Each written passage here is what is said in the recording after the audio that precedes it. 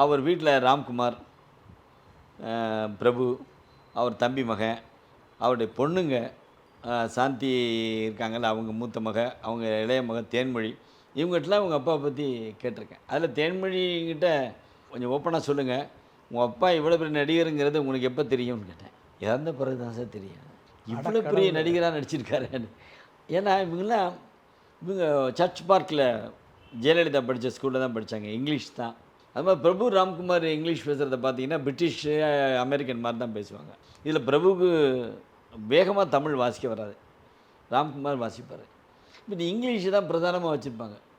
அதனால் இவங்ககிட்ட ஒன்று அவங்கவுங்க ஆங்கிளில் உங்கள் அப்பாவை பற்றி நீங்கள் என்ன நினைக்கிறீங்க அப்படின்லாம் கேட்டு சில விஷயங்களை. சிவாஜியோடைய தம்பி சண்முகத்தோட ஒய்ஃப் இருந்தாங்க, நல்ல நிலைமையில் இருந்தாங்க, இப்போவும் இருக்காங்க.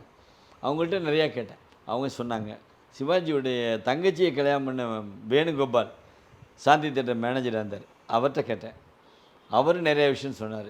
எனக்கு அவர் மச்சினேங்கிறத காட்டிலும் அவருடைய நடிப்பில் நான் மனசை பறிகொடுத்தேன் சார் அப்படின்னு சொல்லி அவர் நிறைய விஷயம், இப்படி எல்லா விஷயத்தையும் தொகுத்து சிவாஜி குடும்பம்னு தனி சாப்டர் கொடுத்துருக்கேன்.